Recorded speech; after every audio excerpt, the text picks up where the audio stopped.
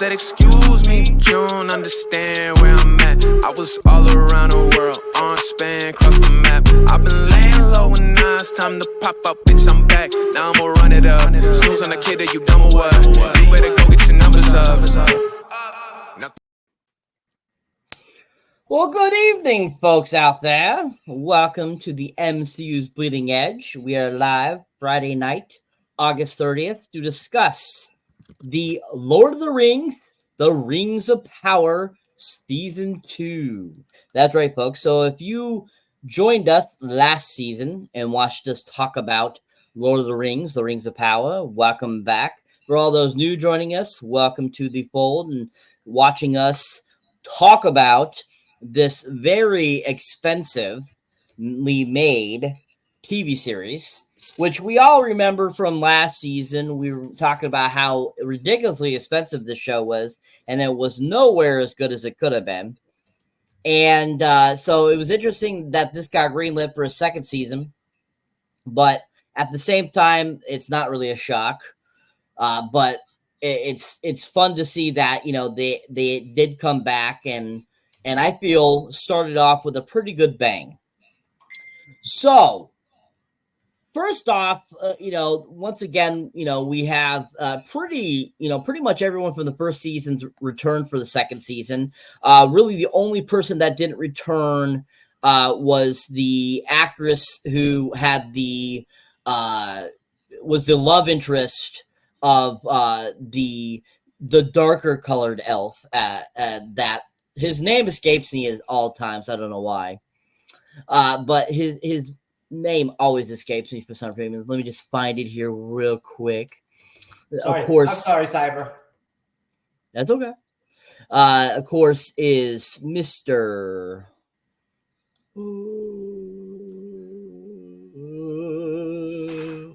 Something. I didn't remember. Something. It was something. I can't even remember his actor name. That's pretty bad. Anyways, that's awesome. But anyways, the guy is. I don't think is anything that great. He wasn't really great in the first season, so it's no shock that he really doesn't have a huge presence in these first 3 episodes until the very third episode, which I was very happy with, because I feel that how they did the first 3 episodes is how the first season should have been throughout the whole entire season. And so I think that, like I was saying, I think the second season so far. You're talking about Cyber. You're talking about Aaron Deer. Yeah, thank you, Aaron Deer. The only person, like I said, is his love interest in the first season. She did not return for this season. And she said due to she had other things to do, basically, is what she said, that her calling was somewhere else, which I thought was kind of interesting. But anyways, so she will not return in this. Miss Brown, I think is what her name was. Brown. Yep, Brown. Yep. And so we'll be having Aladir be loveless in this season, or maybe he'll get a new love interest. I don't know. But anyways, he's straight jacket now. He's straight jacket. That's it. Yep. Anyways, so going around the panel to start us off, just kind of want to get everyone's kind of thought process going into the second season.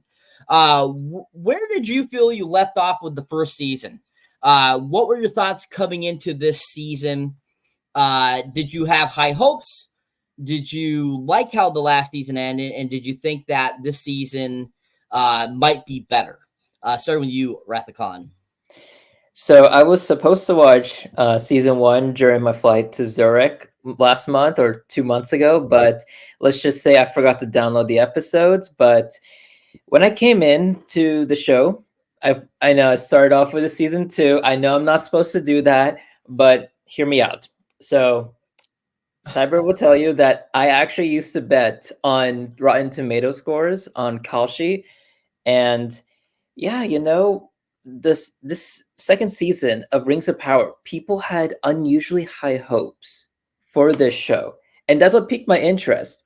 And people talk about how great House of Dragon is. Rings of Power is like a similar genre, so I just come in with high hopes, and I have to admit, like, I was impressed by the quality of how the show is made, graphics, everything, like seamless, kind of like House of Dragon. And yeah, I mean, I can only speak from starting off with season 2, having not watched season 1. So when I come in, I see how great it is. And that's where I start to doubt Cyber about, yeah, season 1 was bad. But at the same time, Cyber is the expert. So I trust him. That's all I have to say. Okay. Thank you, Raph. Mr. TrueKnowledge, your thoughts, sir? Well, let me just put it out there. I don't think that it's necessary to watch the first season of this show to come in and review season 2. So just to put that out there, I don't think you need it. I think you could easily watch a YouTube video that gives you a 15, 20-minute synopsis on this first season so that you know the core characters' names and stuff like that. And from there, just watching it, I still enjoy, Cyber, I like that kind of contrast sometimes with shows. I think it's interesting when people haven't watched other seasons of something or whatever, they come in blind, like off of the second season. It's interesting to hear what they have to say.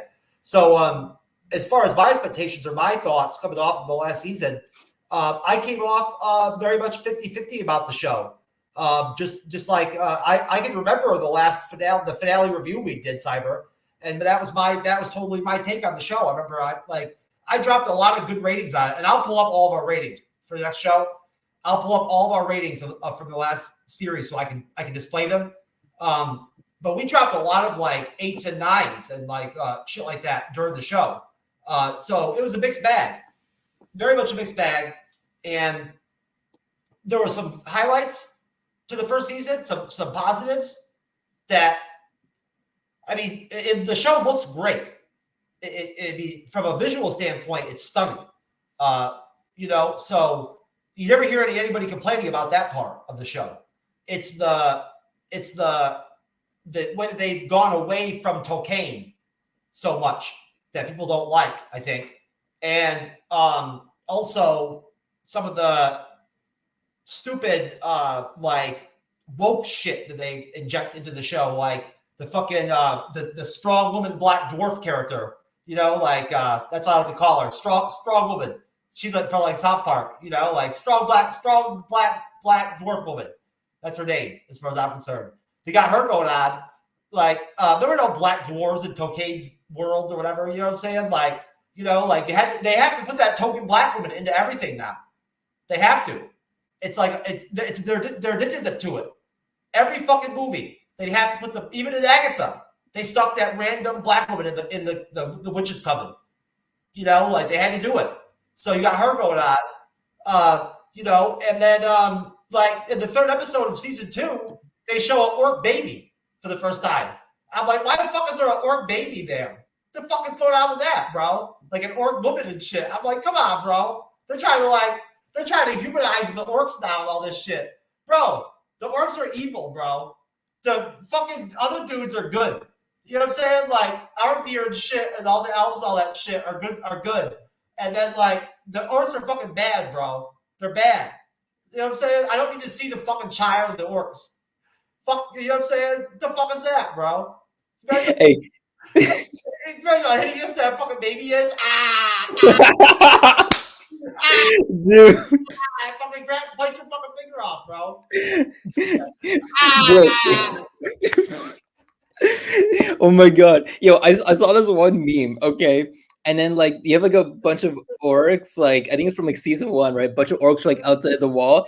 And then after that, the guy's to the king, "Sir, there are a bunch of orcs outside the city walls." And the king is "Then open it." And I'm just it's just satire to modern day. The trailer looks like they're gonna team up with the orcs or some shit. You know what I'm saying? I just saw a meme online. I don't know what scene's about. I don't know why they. I don't know why they had to miss. I don't know why they had to change the casting of Adar, Cyber. I like that other actor that plays Adar. I thought he was all right. I didn't really have a problem with him. They felt like they had to upgrade that character or whatever, so they got rid of the one guy and they put a different character guy in there. So that was interesting. But the only thing I really have to say in finality is just that my expectations were that I was going to go into the show optimistically, like I did the first season, and hopefully it was going to be good, like worth watching and shit, to review it.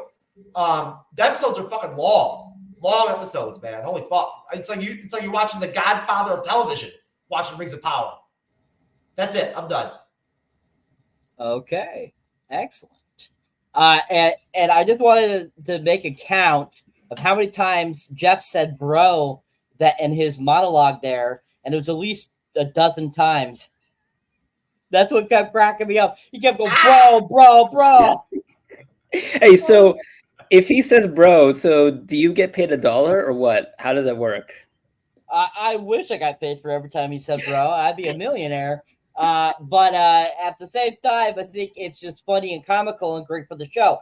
But that was just like so many bros in a row was absolutely hilarious to me. I don't know why, but it just was. Bro, it was a work baby. Come on now.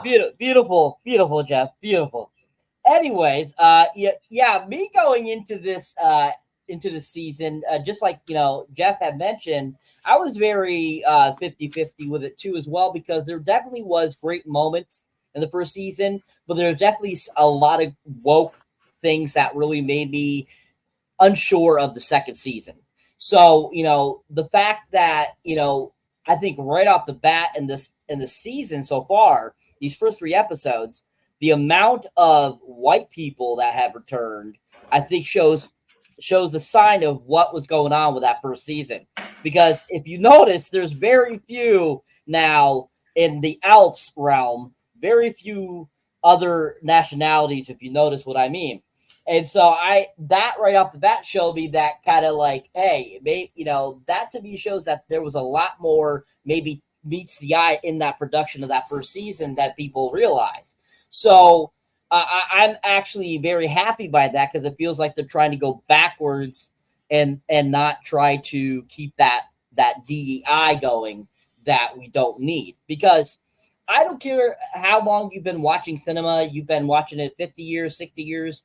I've watched a ton of cinema from the last century, and I've seen in every single movie, there's always some form of other nationalities in each film. I don't care if it's just one black guy, if it's one Asian person, one Indian, whatever nationality you're looking for. There's always been diversity in movies, no matter what you're thinking. Just because there's a lot of white people, which happens to be majority of the population, we can't help that. We're not doing it because we don't want a black person or a thing like that. That's not how it worked. It was never like that. And so I hate when people go on rants about that stuff. And that's not what it was. There has always been diversity in films. You're just not looking for it because you're blinded by what people are telling you or what certain things are, expressing to you. So, or they never just never watched any. They never watched shit, so they don't know. Yeah. They don't know about. You never watch foreign films. They don't know exactly. They don't know that that Ripley exists in the Aliens. You know what I'm saying? Or that Sarah Connor's that exists in the Terminator franchise, right? And then they're out there pronouncing themselves to be the most freshest female Superwoman character, or whatever, out there. It's like, shit, bitch, that's already been done. Yeah, 100%. So yeah, so it was really refreshing these first 3 episodes. And I think that this is off to a good start. So my expectations have changed since the end of last season. So, unfortunately, they haven't really come out to say what the cost of this season is going to be so far. I haven't seen anything. I didn't find anything in my research yet. But I do know that it's probably around the same amount they did last time for the last season. Definitely the special effects I feel in this have been upgraded a little bit in these first 3 episodes. And I think the quality of writing has been a lot better as well. So, like I said, this I feel that this second season is off to a way better start than that first season was that we have gotten to. So the 3 episodes are titled that we'll be discussing tonight, folks, and also drinking words. Oh yes, drinking game tonight, folks. We are drinking games. So we are doing for the drinking game Elderon. That'll be a name. 2 will be anything with the term Middle Earth. 3, anything Sauron. And 4, anything to do with the term orc. So that will be the words tonight for drinking. All right, so drinking words are now in effect. So starting from now, we are playing drinking games, folks. All right, but like I was saying, the 3 episodes we'll be discussing tonight, since they dropped the 3, we decided, the MCU Bleeding Edge decided we're going to review all 3 for you guys tonight, so that we're caught up and ready to, go on to episode 4 when it drops next week. So they are called Elven Kings Under the Sky, Where the Stars Are Strange, and The Eagle and the Scepter. So those are the 3 episodes we'll be discussing tonight. All 3 were directed by Charlotte Brandstorm. She did solo direct the first episode, and she co-directed it with Louise Hooper in the following 2 episodes. Now, all 3 were written by different people. We had Jennifer Hutchinson write the first episode. Jason Cahill wrote the second episode. And then Helen Shang wrote the 3rd episode. And so, like we said, all 3 of these episodes were dropped yesterday on the 29th to Amazon Prime. If you have not watched the first season or have started watching this season, that's where you can find it. One thing to let you know is that the composer of the first season did return for this season, Bear McCreary. And I think that the music in this has been pretty decent. And I think off the start, I thought it was pretty decent in the first 3 episodes. And, majority of the cast did return for this season. Like I said, the one I mentioned, she did not return. And then we had the changing of the particular character, Mr. Sauron, drink, that was altered. And so, pretty much, though, everyone else returned for the series. So if you're not familiar with what the Ring of Power is, it's taking place during the Second Age of Middle-earth. Oh, drink. And basically, it's, showing us things that, were set 1,000 of years before the actual Hobbit and Lord of the Rings happening. So starting off with the first episode, Elven Kings Under the Sky, so the intro episode, basically it starts off at the dawn of the Second Age. The Dark Lord Sauron, drink, is seemingly killed by an army of orcs. Drink.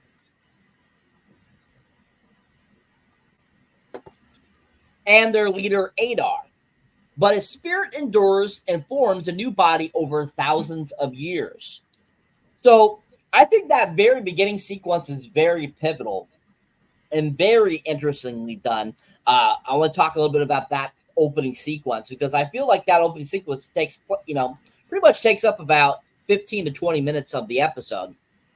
That killing of him, the Adar leader, finding out a little bit more about him. This is kind of a origin story for Mr. S. And, we find out that basically he's like almost immortal and that he can basically regenerate himself and create new bodies. So that beginning sequence, we see the killing, we see, Adar kind of overtaking and killing Mr. S. We see Mr. S, his essence all of a sudden become alive again and in this like kind of almost like Reese monster kind of form, almost like Venom looks like, and then he ends up eventually becoming human form again. So what are you guys' thoughts on that sequence? What did you think about learning kind of this about Mr. S, this beginning to this episode? Did you enjoy that they kind of gave you an origin story of Mr. S? And what did you think about the, Adar and the orcs? Up, drink. And kind of that beginning sequence leading up to him turning back into human form. Starting with you, Jeff. Well, it was well put together. they spared no offense, no expense on their effects either, and it's clear if you watch season 2 that they use real effects along with digital effects. You can see that if you pay attention that they're using real props, real life props in some of the scenes and stuff like that where there is crazy shit going on, or there's magic, or there's monsters or stuff like that. There are actual real, live action props going on. But I like the Adar character as like the leader of the the sticky people with the baby. I like him. He's a good character, and I want to see him team up with the elves and the men, the dwarves and shit. And that would be a good team up with the dirty fucks. The evil bastards with the baby. I'm telling you, that fucking baby. But it was cool watching him get his ass kicked, Mr. S, and turning into sludge and shit, and like incorporating other like organisms into his body and shit to like regain form and all that kind of shit. It was pretty deep. It was a cool throwback, like a cool prequel to the show. Almost, because it's the events leading up to how he meets Galadriel, right, in the show. That's what it is. That's what they're showing us, right? So it was cool. It was really well done. I actually thought that was really kind of a really good little bit to kind of start season 2 off, and really make it clear that they're going to hunker down on the King of the Southland's character as like the main shit. You know what I'm saying? Like, Mr. S is going to be the main shit of season 2, like the main character, basically, which I think that's a good direction for them. Shift a little bit of the responsibility over to him as opposed to Galadriel. Yeah, because the first season really focused on Galadriel a lot. So I think that it moving over to him kind of being the main character of this season makes a lot of sense, especially because he's such the big baddie later on in the Lord of the Rings and the Hobbit. And, the fact that, we don't know much about Mr. S in those films. Like, we know about him a little bit, like that he was a particular person that, had the rings and stuff like that, and basically was supposedly killed. And then he's coming back during the Lord of the Rings and so forth. We didn't really get much on a background of him. And so this kind of going back and giving kind of that beginning of him, I think is a really smart idea. And I think a fun way of kind of getting to know more about Mr. S. Wrath, same question, sir. Your thoughts on that opening sequence, him becoming human again after being killed by the sticky people? I have to admit, a lot of shows, when it's dark, it's so hard to see everything that's going on. But what we saw in the opening sequence, I was very surprised that I could see everything clearly, even though it's dark. I don't know how they do it, but I was able to see clear, especially from my TV when I'm like far back. Like,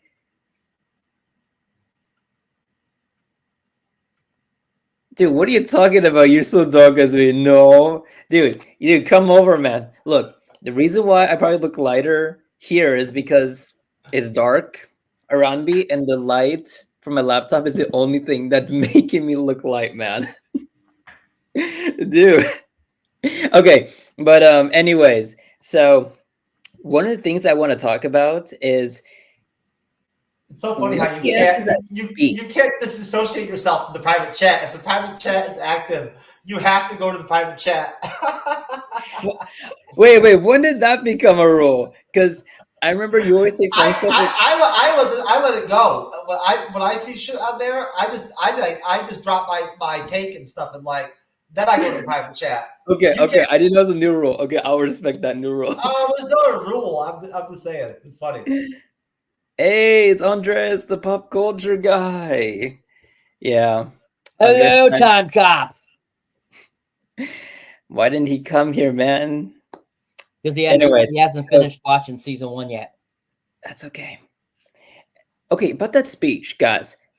What the F was that? Where like he was talking about like, conquering the place. But he's like, yeah, but all of you or most of you will die. Something like that. It's like, dude, know your audience, man. Like, dude, what's the point of telling people, yeah, we will conquer that place, but many of you will die? Like, just imagine. Oh my god, dude. You could call me a panda. I think I'm like a panda, man. Anyways, but seriously, dude, like what the F? Like just imagine the president, right? When he's about to declare war, right? Let's just say it's like World War II. Imagine FDR is like, yeah, we will go to war against Germany and Japan, but many of you will die. Like, is that gonna stoke inspiration for your cause? No. So this dude, I'm not gonna say his name because I know we're gonna go drink if I say his name. Like this dude Was that Sauron? Drink. Fudge, dude. Come on, man. This is the first time Cyber's ever done something like that on this show. I think. Is that true? I'm drinking the stout ass Red's fucking wicked shit, dude. This shit is stout. Cyber, is this the first time you ever pulled something like that on me, bro? No. I feel I've done it before. Really? But anyways, go ahead. Go ahead on with your speech. Yeah, so when you see how in the end his followers who are expected to, a lot of them die for the cause, start going against them, that's where it's like, yeah, I'm not surprised by how all these events turned. I don't know much about this guy, by the way, but do you guys think that, since you guys have more knowledge, that he is the type that uses both fear and loyalty in his leadership? I think he uses Chewbacca to do it. Okay, we're done. Well, to answer your question there, Mr. Wrath, most definitely he uses all tactics to get his people to do what he wants. He'll use a little bit of each because he knows that each person is going to have something, a different thing that's going to help trigger them to do what he wants them to do. So as the years have gone on, Mr. S basically has figured out that if he does certain things with certain people, certain creatures, certain things, that he can figure out and say just what he needs to say to get them to follow him. So basically his speech in that sequence was kind of trying to aim at everybody so that everybody got what they needed to hear to be able to follow him. But as we saw, it was falling on deaf ears. Anyways, so great job, guys. Excellent, excellent. All right, so as we move on from there, basically Mr. S ends up taking the name Halibran. And this is, at this point, this is when we basically we find out, basically we're at where he has now met Gadriel, and we're back at present day after, after what has happened to him in the past that's led him to that encounter with Galadriel. And so he, like I said, he's taken on the name Halbrand. He helps the elves forge 3 rings of power before his identity is revealed. And so we get kind of that backplay of last season when the elves have created those rings, and he's there at one of the elfin cities. And then Mr. High King Gilgalad believes they have no choice but to use the rings against Mr. S, while his herald, Elrond, objects. And so this is that sequence we end up getting. This is supposed to be present day again. And, after Gadriel has basically explained, that Halibran really wasn't Halibran. He's really Mr. S. And they're having a conversation, and he basically thinks that, you can't use the rings. Otherwise, that will allow Mr. S to win, basically. So he ends up grabbing them and jumps off the cliff, which which I find absolutely hilarious. It's like, holy crap, like, how the hell are you going to survive that, bro? Anyway, so then Elrond escapes with the rings and takes them to Círdan, the oldest and wisest elf in the Middle Earth, which also Serdan is the only elf we've seen with actual facial hair. He actually has a beard, which was interesting. Who agrees to help him until he sees them and believes the rings are to be true perfection. So we get kind of that great sequence there where he ends up there. He's hiding out. He ends up figuring out that Eldaron's there hiding. They have a conversation about the rings. He ends up seeing the rings, has a change of heart, and basically ends up thinking that they're too, perfect, to not use. And so he ends up going around Eldaron to, give him back to, Mr. High King Gilligald and Gadriel. So from there, Serdan, Gadriel, and Gilligald put them on, and the power of the elves is restored. As we had seen in the previous season, if I remember correctly, that their tree of life, I think it was, is basically yet dying, and that's why they're kind of trying to figure out a new power to be able to resurrect their powers that they're losing for now centuries. And so after they put on the rings, we see that tree comes back to life. Everything starts to grow and be healthy again, and they're all in awe and very happy about it. And they feel like they have fixed, what was happening to the Alps, and now that they won't become extinct. So then we go to the stranger, a wizard who is regaining his memories, and the Heartfoots, Nori Brandyfoot, and Murray Brandyfoot gets lost on their way to the land of Rune.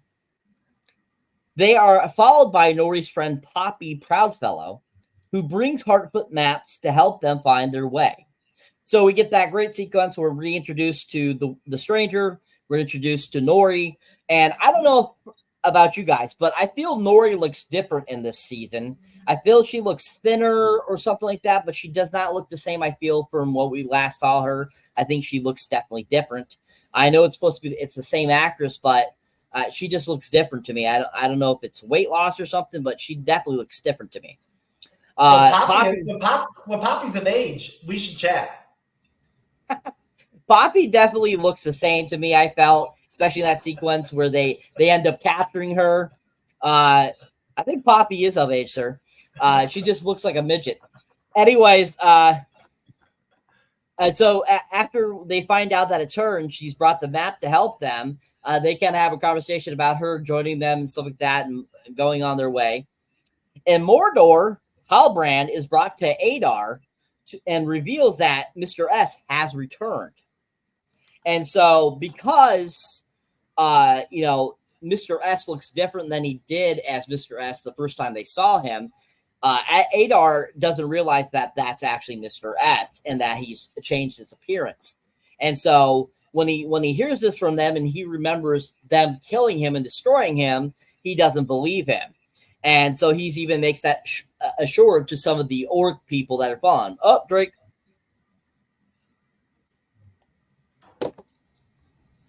He offers to go to Eregion, the Elven realm where the rings were forged, while Adar races his army to attack Mr. S. All right. So that's pretty much that episode. So what did you guys think about all the backstory that they gave us in this episode? What did you think about the elves getting the rings back and using them and restoring their powers? What did you think about Serdan? What did you think about that actor? Did you think he did a good job? Did you enjoy him as this, wisest elf in Middle Earth? What did you think about the bringing back the stranger and Mr. Heartfoot? And also, what did you think about the stranger finally actually having a lot more lines in this film and this season so far versus what we saw in the first season? What did you think about all the great scenery that was throughout this episode as well? And what did you think about how they're playing off this whole Halbrand character and really showing kind of what was going on in between with him and when we didn't see him in the first season? So your thoughts on pretty much that, the rest of the episode, and just kind of your overall thoughts on that. Let's start with you, Mr. Wrath. That is a lot of questions. Okay, so I only answer a few since those are the questions where I feel the most confident in. I know that Jeff is someone who does not want me to steal all of the questions, so I will leave like a bunch of him since he's also a good expert. I'll find my own path. I know you will. I know you will. Especially since you've seen season 1. So, okay. So about that scene where he's jumping off the cliff, if my memory serves correct, it's e-guy. That's not a drinking word. No, that's not a drink. No, that's that nervousness. That's that you get that fear that just starts to fuck you up during the drinking games. Like that's nervousness, anxiety. Yeah, I'll just say e-guy. You know, when he's actually jumping off the cliff, like I will admit, the whole dialogue before then, I think I was like asleep or something because you know, Elrond? Isn't that a drinking word? Elrond, no, it's not. Elrond, no, it's not a drinking word. Oh, and just to be clear, I've jumped off of like a 70-foot waterfall before, so I've jumped off some shit like you see before on like TikTok and shit like that. Like I've done that shit. It's not that bad. Why would you do that? I was drunk as fuck in like 8th grade. It was senior skip day, and on senior skip day in 8th grade, I went to senior skip day with the seniors, and they partied at the waterfall. Wow. Yeah. Okay. So about that waterfall thing, like I think that was one of the most memorable scenes of the entire episode 1, besides the intro, because I remember it's like the dialogue between those two was like. I was a bit sleepy, right? It's just dialogue. But then when the dude literally just suddenly runs out and he jumps off, and I think you heard a splash, and that's where like I woke up. I'm like, holy shoot, what happened?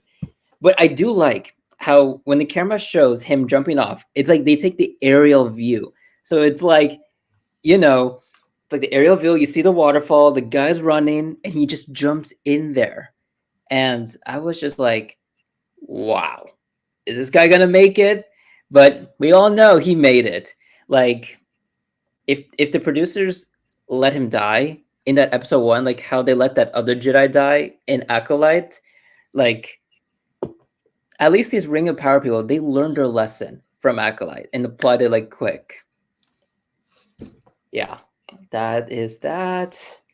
What other questions do I have? You know what? Actually, you could come back to me. Because I lost my train of thought. Just give me your overall thoughts of that episode.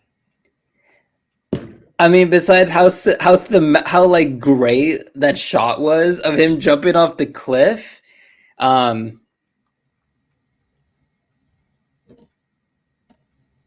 Okay, I might be mixing timelines here. So episode 1, did you like it? Did you not like it?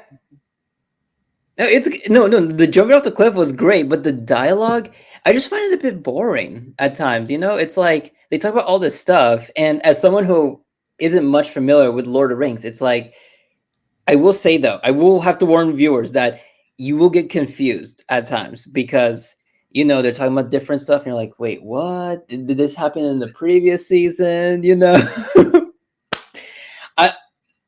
I apologize. I lost my train of thought. Okay. What did you think about the stranger and the hobbits in the desert? And this guy fucking the poster. Oh my god. When you say the stranger, that's all I can think is this guy. Okay.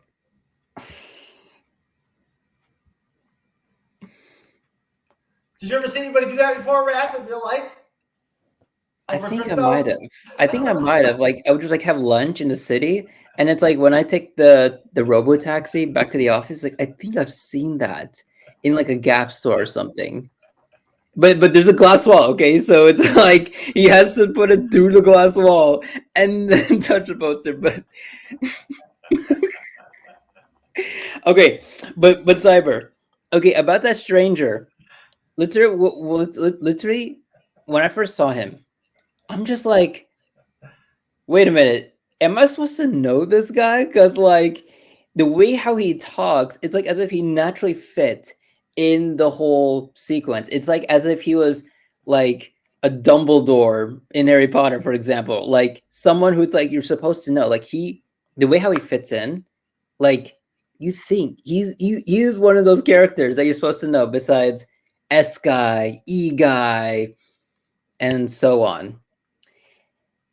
But look, just the way how they portray the character, the stranger, give him, as you said, more lines than usual to any random character. Like, he just sounds someone who is going to be very important down the road. As for the Hobbits, literally the main thing that I couldn't stop thinking about was how what Jeff guested on Born to Watch about the Hobbit, he talked a lot about how hot the Hobbits were and wanted to cuddle with them in bed. That's literally all I could think about, bro.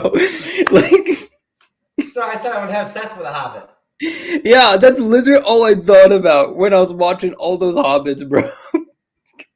But hey, they seem diverse. I was pleasantly surprised by that. I mean, I've always wanted to fuck a midget. dude, literally, Jeff, because of what Matt said about the time you kept talking about that on his podcast, every time when I see Hobbit, I cannot stop thinking about this. Like, I lose concentration of the context when I'm just watching them. That's all cyber. Otherwise, I'll be more inappropriate, so I'll cut it here. Okay. Off to midget fucker over here. Your thoughts, sir, on the episode? Well, hey, there's something about midgets, baby. I don't know. I always wanted one. But so a hobbit would be a good fit. It's a good stand-in for me. But so episode 1, it's okay. It was a decent episode. There is definitely, as Raph said, there's some slog in the episode. There's definitely some slog, some over-dialogued portions of the episode where it's just like a lot of dialogue that's not necessary. They could have cut some of it, I think. It wouldn't have had to be so long. Like some of the elf stuff that they did, for a while with Elrond and all that, him jumping off the cliff and all that. Like I like the guy that plays Gil-galad. I do. I like him. Benjamin Walker, he's good.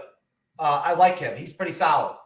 And I actually, honestly, believe it or not, I like Morfydd Clark too, as Galadriel. I do. Say what you want about Galadriel. I like Morfydd Clark as Galadriel. I do. I think it's a good casting.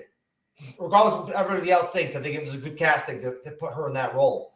I think that the issues with the show have more to do with the writing and, not necessarily on her. But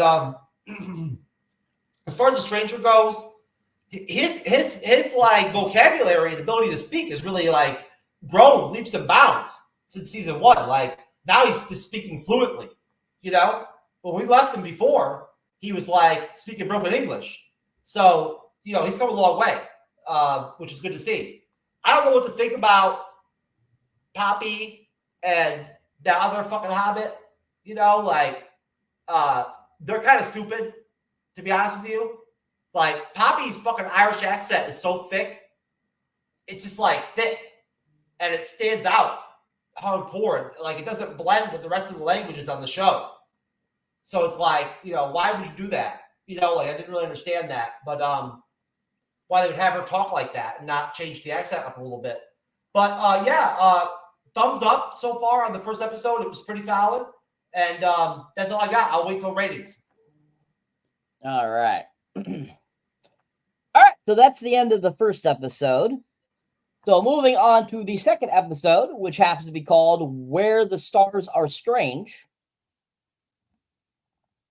So this episode, we start off with the ongoing eruption of Mount Doom, then seismic shifts throughout Middle-earth, causing an earthquake in Khazad-dûm that destroys much of the city's agriculture and infrastructure. So the episode starts right off there in like the marketplace there in Khazad-dûm, and the strong black dwarf that you like to mention pops up here, and notices, starts feeling some seismic energies, and tells people to brace themselves. And basically we have almost like an earthquake going on there, and we see the bridge get broken up, and we see things falling and stuff like that, which was kind of interesting, and basically kind of ruining and destroying certain things that were happening there. So this basically also, we get kind of the ongoing feud between the husband and his father, who we saw had a falling out in the last episode, which this further widens the rift between during the third and during the fourth, as both are reluctant to end their feud, as we saw in that sequence.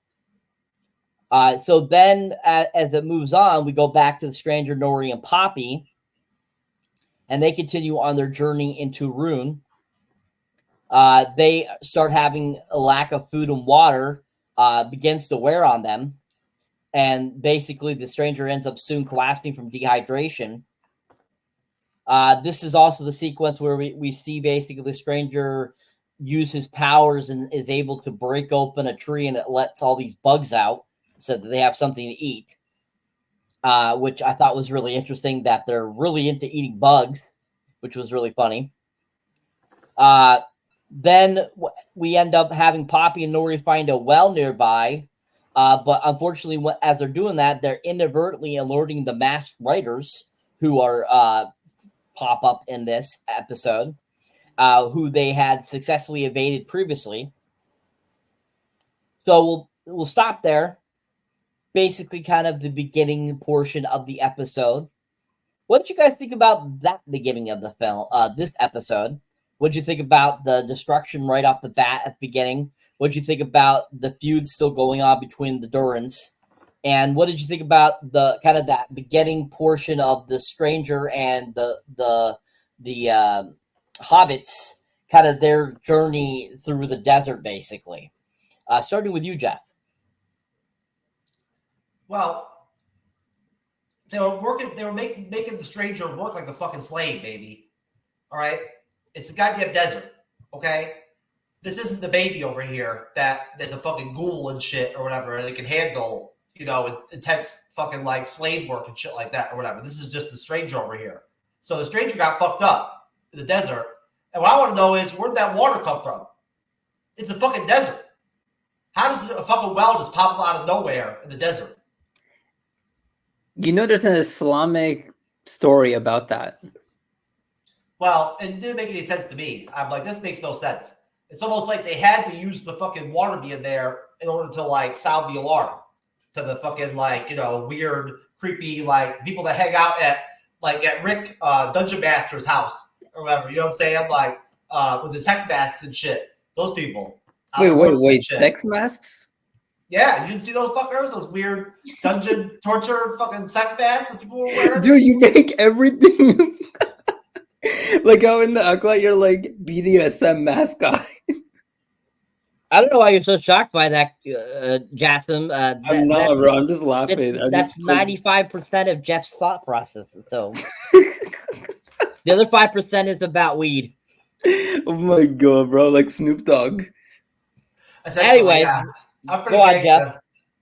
So as I'm being gangsta over here, the beginning of episode 2, the dwarf stuff. This section here wasn't that bad, but overall the episode it really kind of plays on my patience a little bit, because I feel like some of the dwarf scenes were really long. And episode 2 was long, man. It was a long episode. I didn't watch the minutes on it or whatever. I didn't see how long it was, but it was long. And that shit just kept on going and going.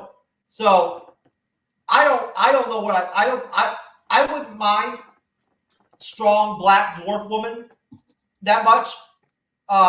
If they would not make her a main character and shit like they are right now. I don't like that part.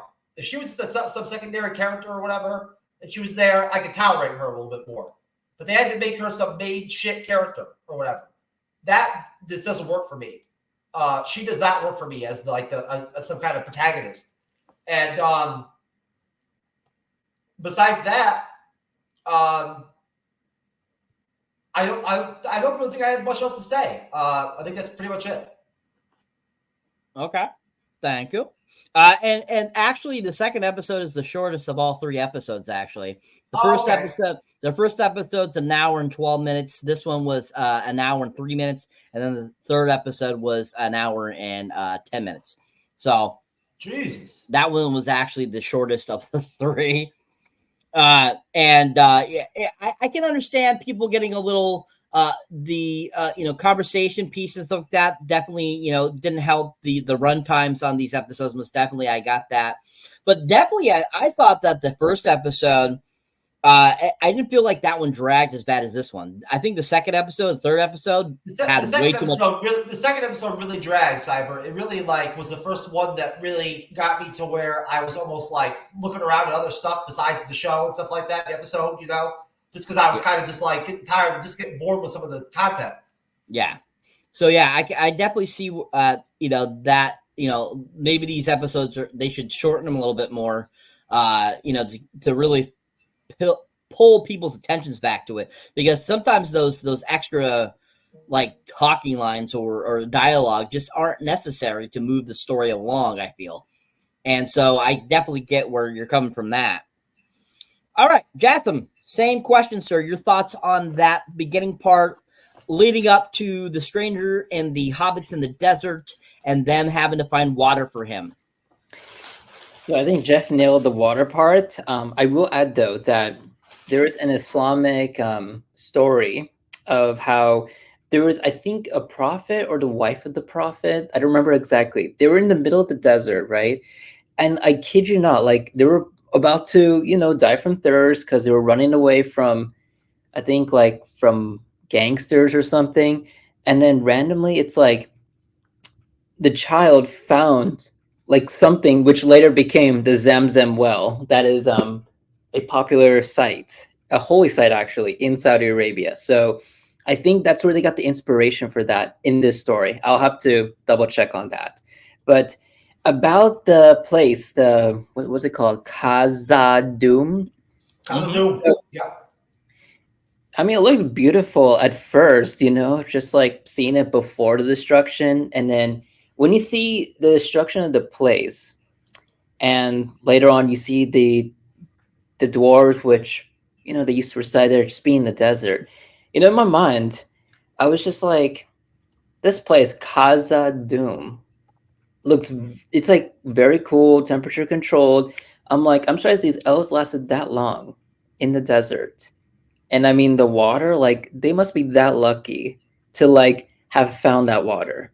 Because, Khazad-dûm was pretty cool. Moderate temperature. And then I don't think there was sunlight in Khazad-dûm because it looked really dark to me. I don't know if there's ever sunlight in that place. Am I wrong? No, well, I mean it's in the mountains, so there's not going to be a lot of light in there. Okay, not like some films where it's like literally it could be in the middle of a cave, and that cave has like its own like day and night. Like I don't know if you've seen like some shows like that. I've seen some shows like that. So yeah, but like all I could think about is how beautiful this place is, and they just destroyed it. I mean, I feel for the elves. Like they did a great job with making us feel empathetic for the elves. Like sure, the whole episode was long.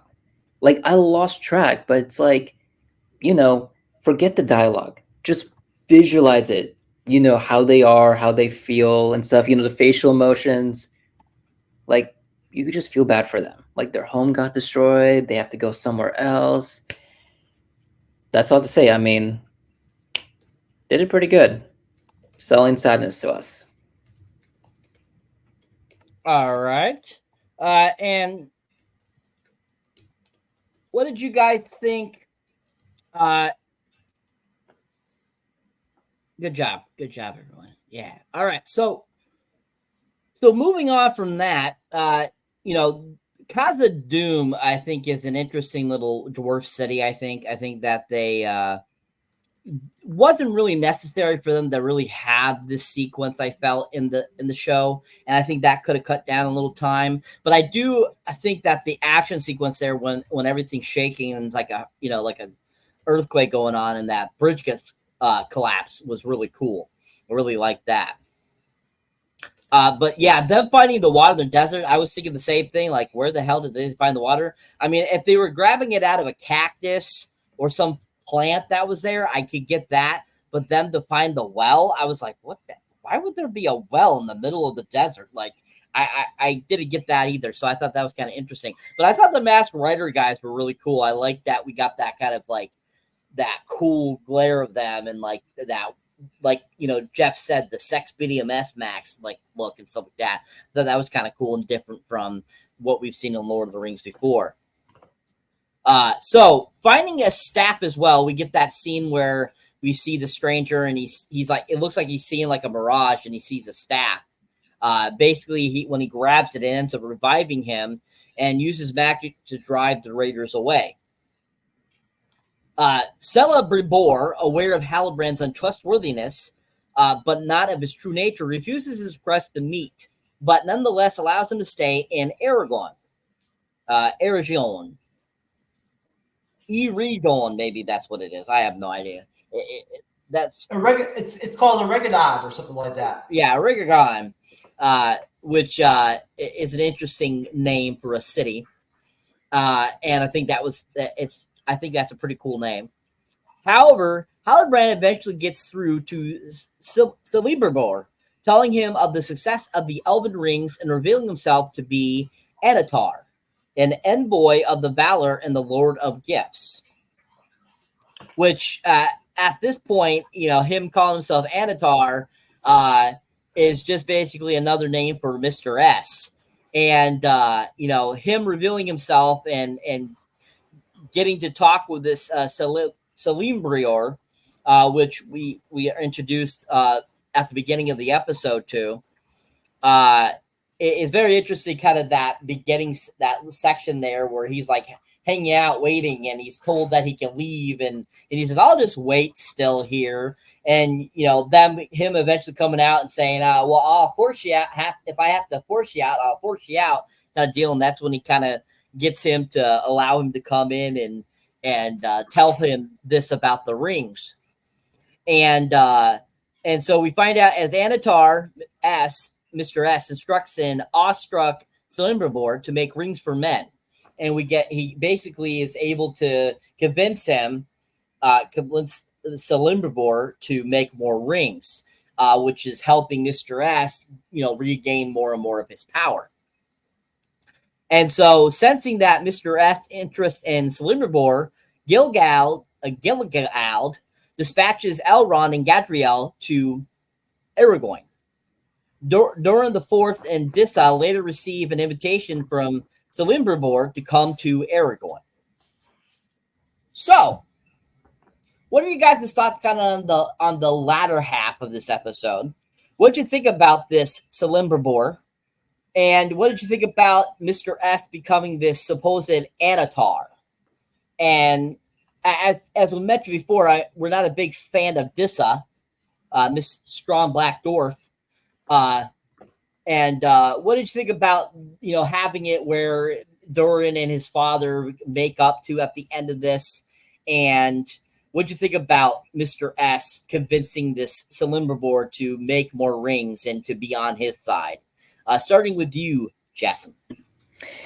Thank you, Cyper. So, about that scene where Halbrand was telling Celebrimbor, whatever you say, if I recall correctly, the way how he starts out the conversation was he's like, "Hey, I gotta be honest with you," or something like that. And I'm just like, you know, as I'm watching the whole sequence and how he's like later requesting him to make rings for the elves, I'm just like, why would you start a conversation like that? Like, hey, I haven't been completely honest with you, but here's the gist. And there's another part of that conversation where he was like saying something about how the men are too corruptible, or like the dwarves are corruptible, something like that. And then, you know, Halbrand's like, dude, these people are in trouble, man. You still got to help them. And then Celebrimbor was like, I think he said no, if I recall. But it's like, if he would have said it differently, be like, hey, you just don't say, I have to be completely honest with you. Like, instead, like, just don't mention it. Ask him to make rings, and I think he would be very chill because, once he said, hey, I got to be honest with you, that's where he's like, oh, okay, there's something going on. And look, I don't know much about the whole, like, what these people are internally, but, like, I think with Celebrimbor, it's like he would have made those rings for those dwarves if Halbrand did not fess up about his true identity. That's all I have to rant about that sequence, because the other sequence, it's like, it's mostly like a blur, more like, so this is the one where I felt like there's a lot more energy, a lot more, you can see true acting here, like Shakespearean, that's all. Okay. Mr. Jeff, your thoughts, sir? Well, it's a lot of episode, but I like the arc of the stranger so far.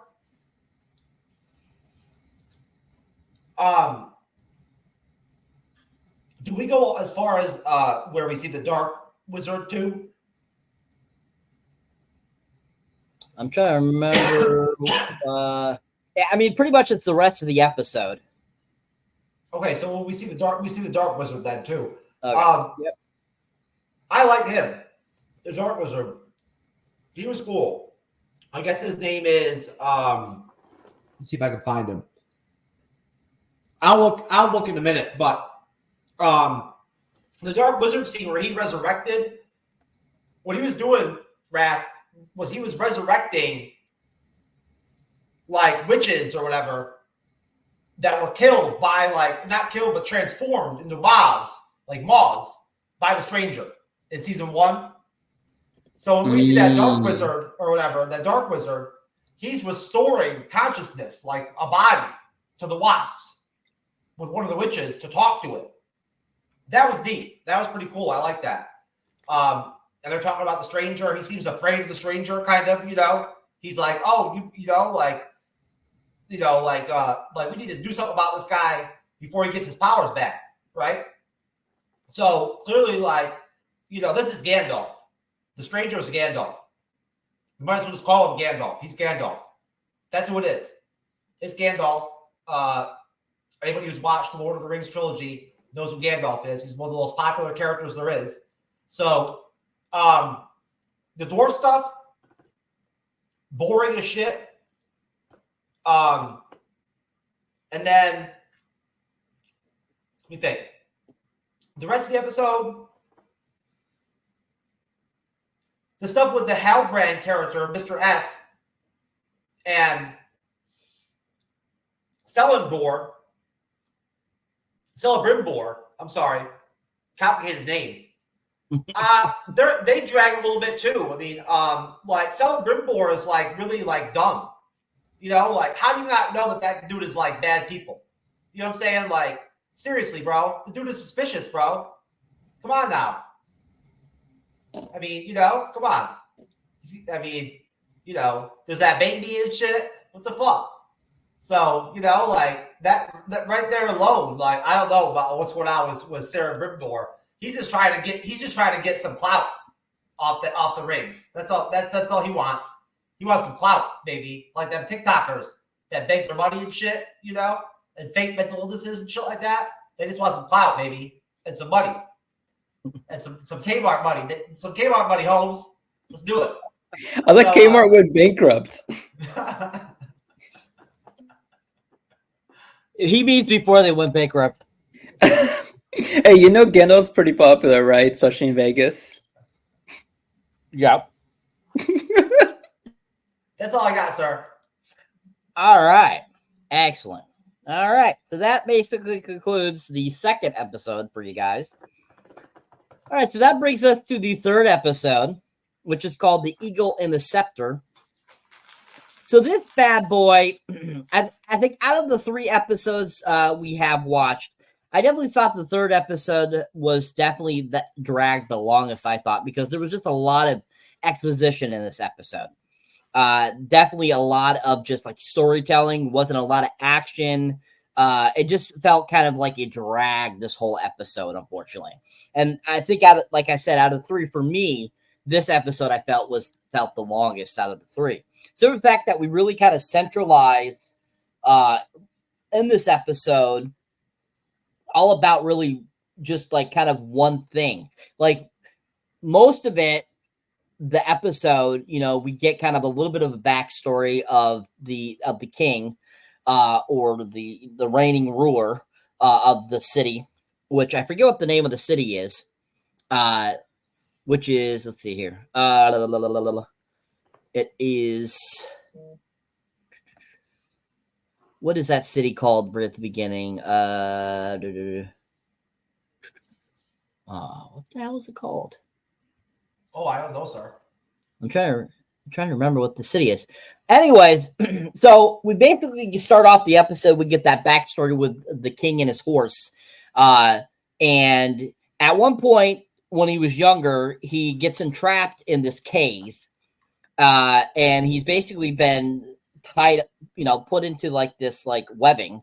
And I'm thinking that this is supposed to be Shelob's lair. Which I believe, if I remember correctly, last when they were promoting this season, they were talking about that they would have some reference to Shelob in this season. And so I'm pretty sure this is Shelob's lair, and all her offspring are basically starting to hatch. He is like their food when they come out of their egg sac, which I thought visually the whole cavern was really cool looking. And basically we get kind of this intro scene where he's fighting off these giant spiders with his horse, and he ends up fleeing with the horse and surviving. And so we see him kind of have this reminiscent of that when him and the horse are reunited after that time when he was escaping this cavern. Visually, I thought that the spiders looked really well done. It was high quality. The webbing, the look, everything about the sequence I thought was really done well. And basically after that, we kind of get, this is kind of an origins for Islador. And basically he ends up, like I said, he's reminiscing on that time because of that happening. And, he ends up having to, basically keep this secret to himself too as well, because he doesn't want anybody to know. Then we have Arendor, who is changing hands of leadership, basically, and he's grappling with change as well. And we have kind of, that interesting plot line there of this Arendor and changing over of this. And basically, like I said, we just got a lot of exposition here, just them kind of going back and forth, deciding of what to do, stuff like that. Because of the death of a royal.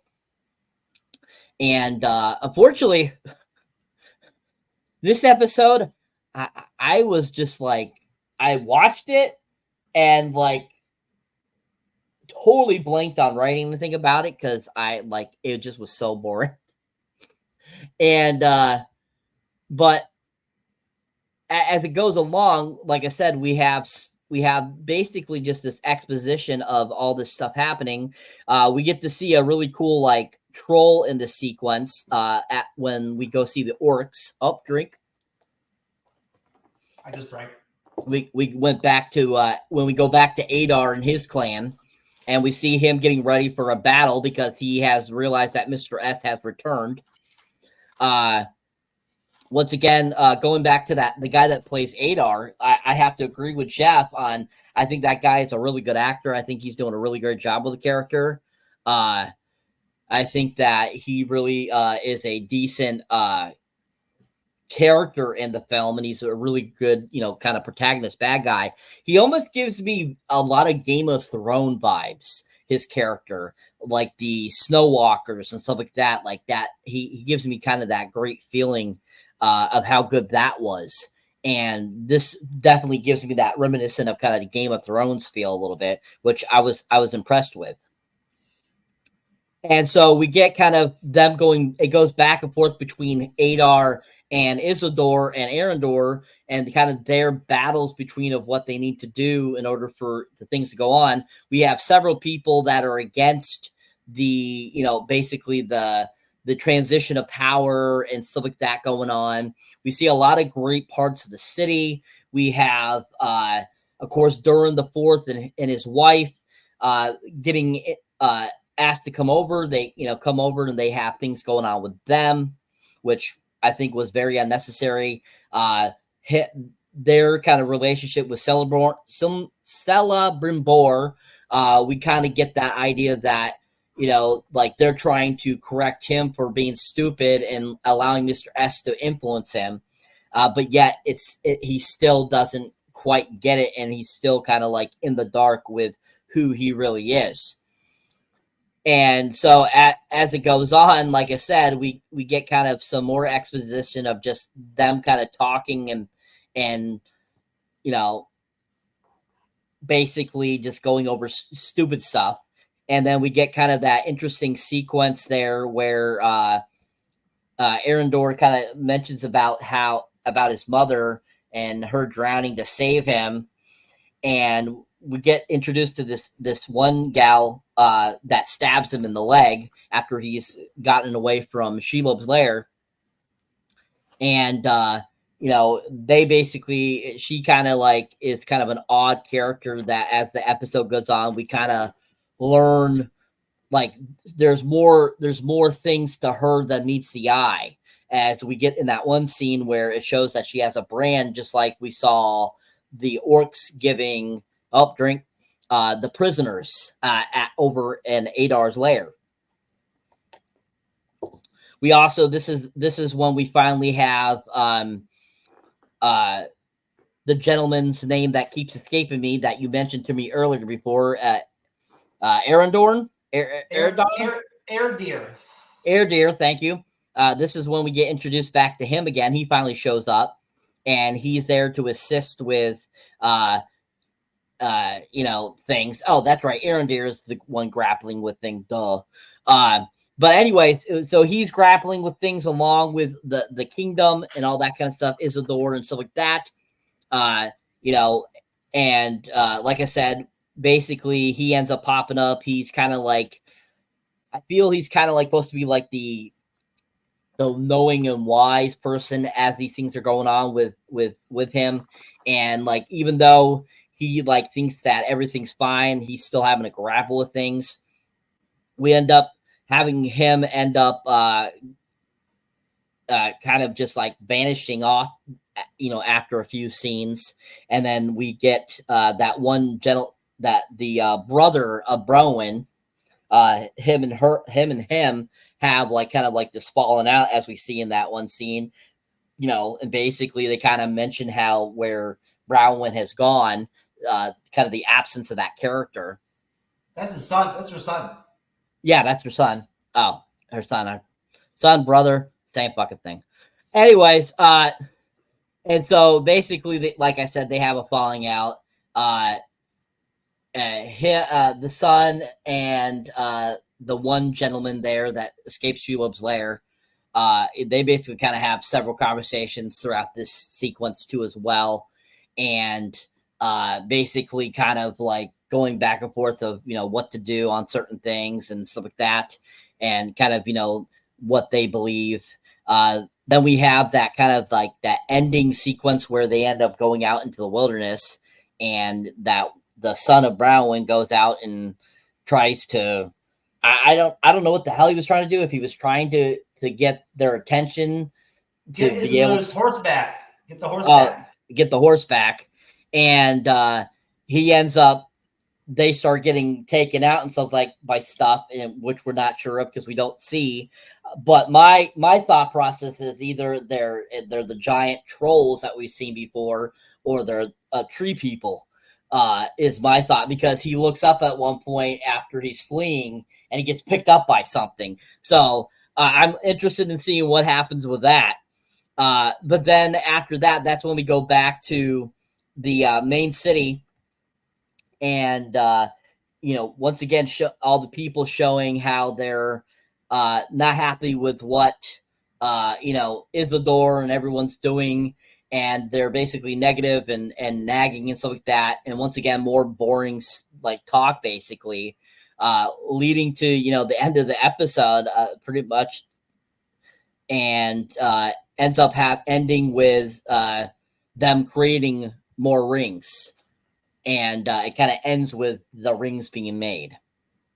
So, what are you guys' thoughts overall on this episode? Did you find it boring? Did you like anything about it? What were the parts that you felt were important to or essential to the story moving along? Starting with you, Jasmine. Thanks for starting me off, Cyber. I was so excited to talk about Wrath. Is that how you say that guy's name? Like Wrath, right? Like Wrath. Yeah. Dude. Sure, that's what you could call Wrath. Yeah, right? I like that's how it's spelled. Okay. I learned. Okay, I had to do research. Excuse me. Who did that? What do you think? It's Jeff. Okay.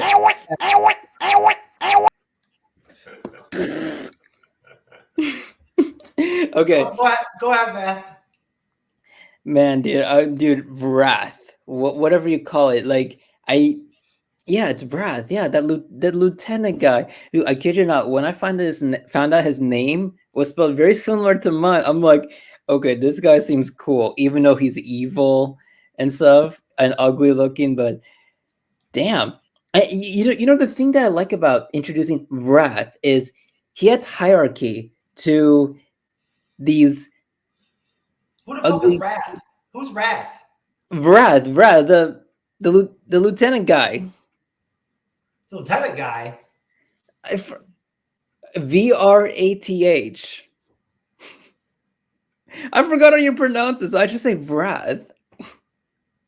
You know what I'm talking about? Like the head of the Wait, you don't know who I'm talking about? No, I'm not sure. Yeah, who are you talking about, sir? Fuck. Oh shit. I'm not Dude, what did I do? No. There's no Oh my Wrath. fucking. Oh my fuck. Can you come back to me, man? Because no. Okay. I think I took notes on the wrong episode. Call whatever you want. I took notes on the wrong episode. I don't know what I was doing. Oh my god! I did season 1. Guys, I did season 1 to season 2. I don't know how I missed that. Well, I watched episode 3 of season 2, and that's a big chunk you gave me there to work with Cyber. But I liked the Isildur stuff. It was good. The spider shit was good. The stuff with him and Arendir was good. I don't know what's going on with that chick that he met. I don't know what her deal is. I have no clue. I wasn't really even sure why they even added her to the show. Like, I really wasn't sure what her deal was. Then the kid had the mark of I said it. I'm Sauron too.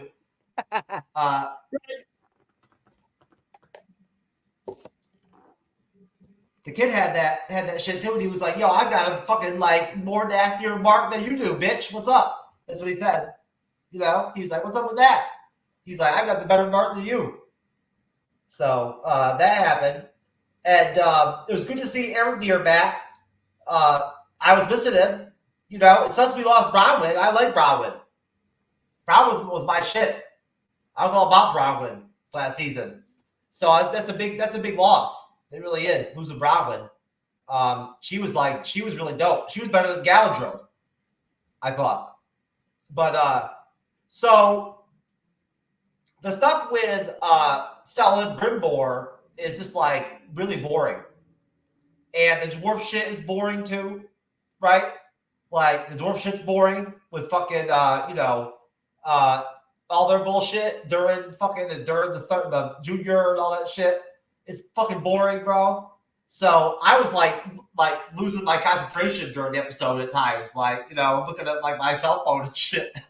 Because I was like, this shit sucks, bro. No wonder Wrath can't remember. It sucked. That's all I have to say. Episode Dude, I 3, played the wrong episode. I don't know what I was doing. When episode 3 was an hour and 6 minutes long, and it sucked. Agreed. This sequence we also had, you know, basically kind of the introduction, reintroduction, I should say, of kind of that one female character that was kind of present during the first season when the One King was dying. That we end up seeing the blonde-haired girl. Yes. And I feel like they kind of had her reintroduction, and I thought her part was a lot shorter so far in that episode that I recall from the first season. So I was really shocked by that because I felt she was kind of a pivotal character in the first season. What did you guys think about kind of her shorter part in this episode? Do you think it was necessary for her character to be in this episode, or do you think that what she gave was okay for the episode? Starting with you, Jeff. I mean, it could go either way with me. She doesn't bother me on screen, but at the same time, she's not like a standout character to me either. You know, her character does not stand out to me. Like those scenes in Numenor were kind of boring. You know, and so they could go either way with her. It doesn't really make any difference to me. I shit on the episode a little bit, but so far, the Rings of Power season 2 is okay. Okay. How about you, Wrath? What did you think about that character? Did you feel that her character didn't have enough screen time, or do you think it was right for the episode? I watched the wrong episode, so I had to sit this one out. Lo siento, folks. So you did not watch the episode "The Eagle and the Scepter"? No, I chose the wrong episode 3. I chose the season 1. I don't know how. I don't know. Oh my God, Jesus Christ! Well, here you go, Jeff. Here's our shit show special for that we've been waiting for. That's okay. That's all right. Anyways, great job there, Wrath. Good to know. So overall, I think that, you know, this third episode definitely, I think, was the weakest of the 3. And like I said, I found a lot of the moments just like kind of like as I'm watching it, it just got to the point where, like Jeff was saying, how boring the Celeborn scenes were and stuff like that with Anatar and stuff like that. I felt myself wandering off like he was doing too with his phone or doing something else because it was not keeping my attention.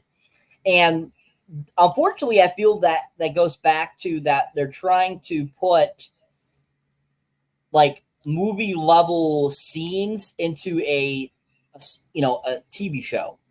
And I think that they're trying to shove too much stuff into the episodes. And I don't think it's as powerful and as intoxicating as it would be in one of the movies. And so from what I gathered from this third episode myself is that it gave us, like I said, it gave us a lot of exposition of kind of what's going on with these kingdoms and kind of the evolution of Halbrand into Anatar and then Anatar into Mr. S, you know, which he's Mr. S the whole time, but he's using these different, you know, people to get to his way so that he can grow to power again. And like I mentioned earlier, how I was saying that Mr. S uses what he needs to be able to get the direction he wants to go. This is again another evolution of that.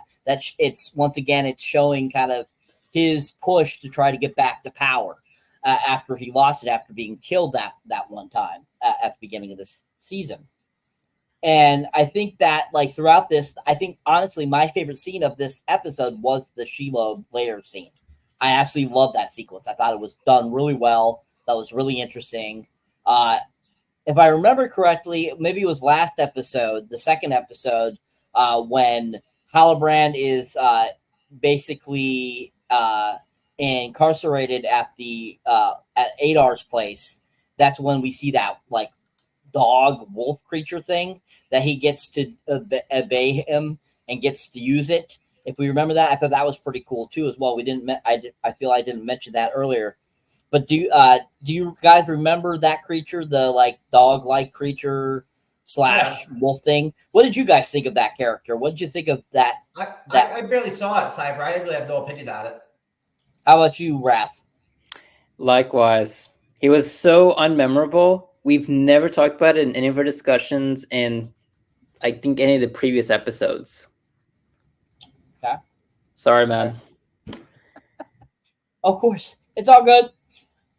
So overall, I think that this episode was definitely the weakest link of the three, and definitely had a lot more potential to be better. And it's just too bad that this episode, already became a filler after only 3 episodes. So I'm really shocked by that because, like I said, I felt the season started off really good with that first episode. Thought the second episode was decent. And then this episode just kind of went all the way down again. So I was really shocked that it started off strong and then kind of dipped already. I'm a little worried about the rest of the season now because of how this episode ended up. So hopefully it goes back up its caliber with the next episodes we'll be talking about, the next 5. So let's give our ratings on all 3 episodes. So for Wrath, of course, it'll be 2 because he didn't watch the 3rd episode.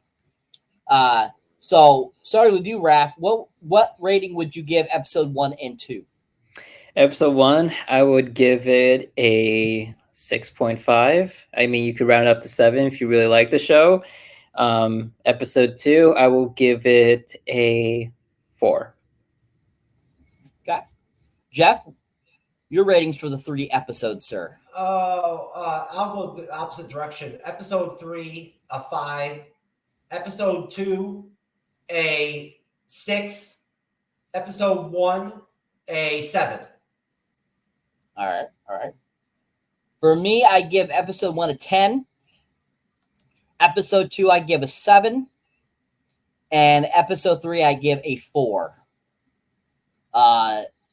Yeah, I have the same feeling. I feel that like I said, as they go down, episode 1's the best, 2 is the second best, and 3 is the worst out of the 3. Hey, we had the same number on an episode there, Jeffrey. We both said 7 on number 2. Good. That's hilarious.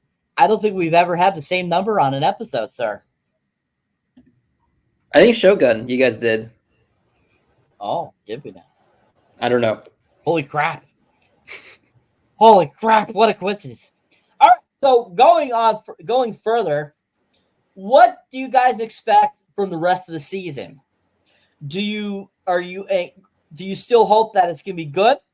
Do you think it's going to be good? And kind of what are you looking for in the last 5 episodes going forward? Starting with you, Wrath. What am I looking forward to? As someone who, what I look forward to in general is just more action because I'm still learning the whole universe. Ideally, I just want to see the creators, right? All the, the producers of the show.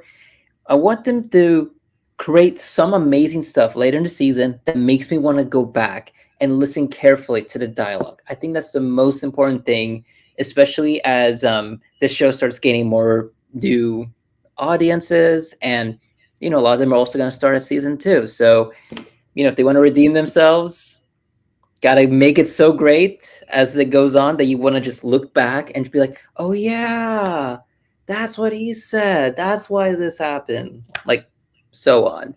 I'm expecting that big fight like I saw in the trailer, and yeah, that's pretty much it. All right, how about you, Jeff?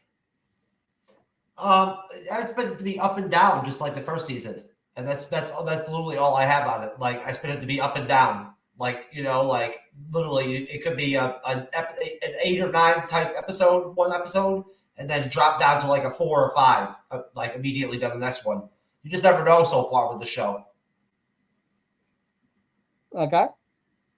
I definitely feel like I'm having high hopes for it. Hopefully it'll bounce back. But definitely, I can definitely see it be having up and down, just like Jeff said. And just like this first 3 episodes, they were up and down as usual. So hopefully they'll get maybe into a rhythm here with the next 5 episodes. Hopefully, you never know. But I'm thinking high hopes for it. I'm having high hopes for it because, like I said, that first episode really brought me back into liking the show.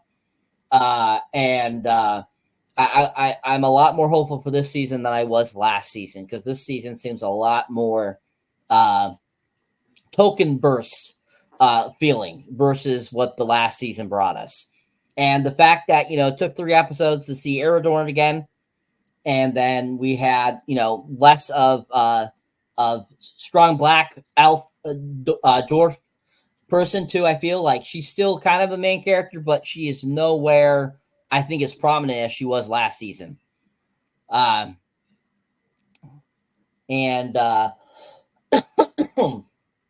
have high hopes for this season, so most definitely.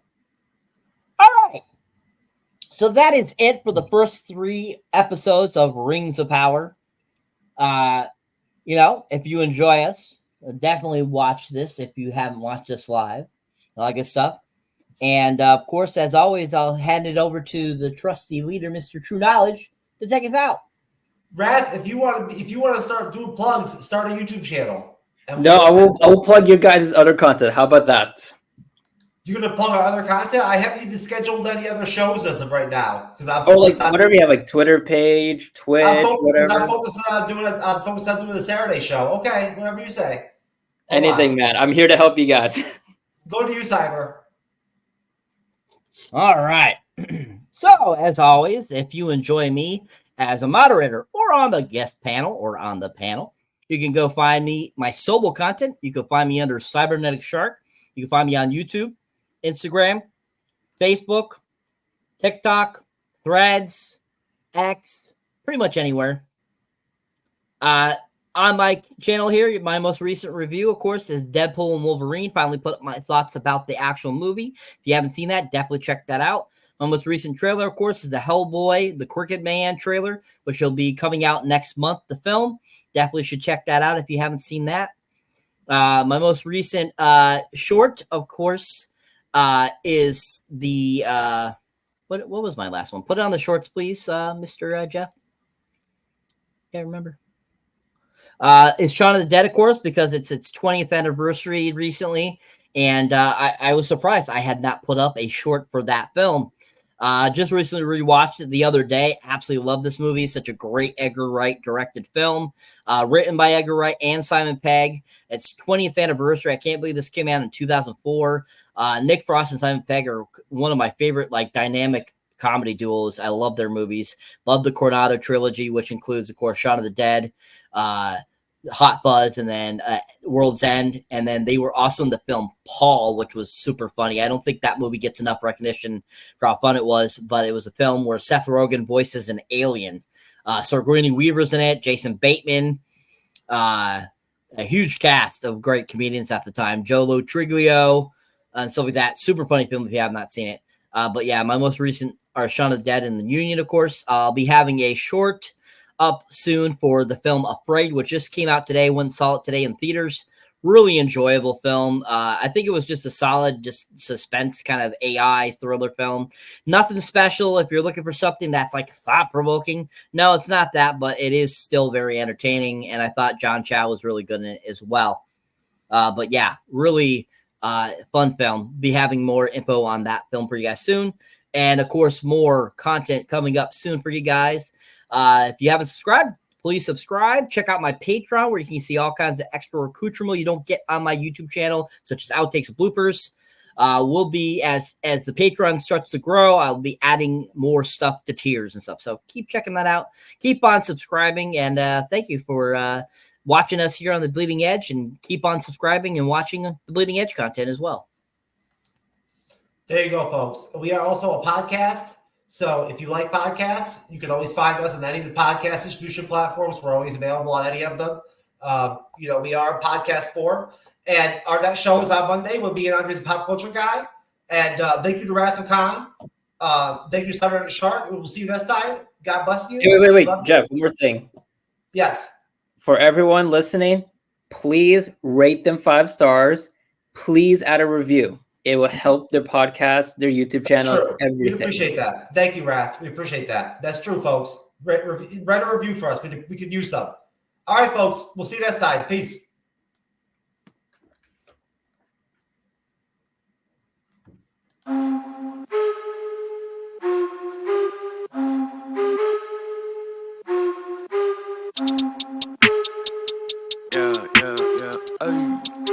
Hey.